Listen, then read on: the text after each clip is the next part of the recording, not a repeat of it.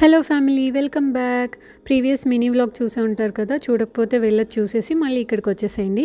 ప్రస్తుతం అయితే Sydney opera house ఉంది కదా, అక్కడి నుంచి ఇంకొక బోట్ ఎక్కి మ్యాన్లీ అని ఒక బీచ్ ఉంటుంది, అక్కడికి వెళ్తున్నాను అనమాట.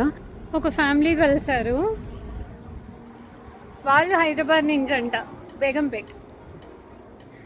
ఆల్మోస్ట్ మన ఇంటి దగ్గర నుంచి ఇక్కడ దాకా వాళ్ళని కాలే వస్తున్నాయి అనమాట.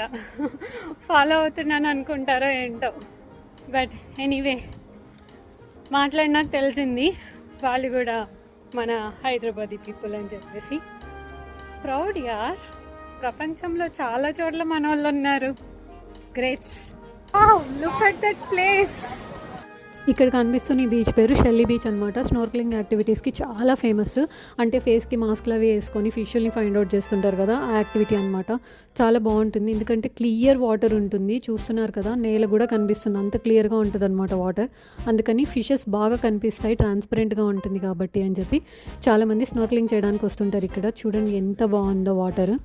నాకు ఇంకో డౌట్ ఏంటంటే, మినీ వ్లాగ్స్ పోస్ట్ చేయాలో వీడియోస్ పోస్ట్ చేయాలో అర్థం కావట్లేదు. మీరు ఏదైనా సజెస్ట్ చేయండి, మీరేది ఎక్కువగా చూస్తారో అవే పోస్ట్ చేస్తాను.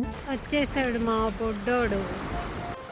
అలా నడుచుకుంటూ వెళ్తే అటుపక్క కూడా ఒక చిన్న బీచ్ లాగా ఉంది, ఫిష్లు ఎక్కువ ఉంటాయని చెప్పారు. జాగ్రత్తగా ఈ కొండలు ఎక్కేసి దిగేసి బయలుదేరి అటు వెళ్దాం.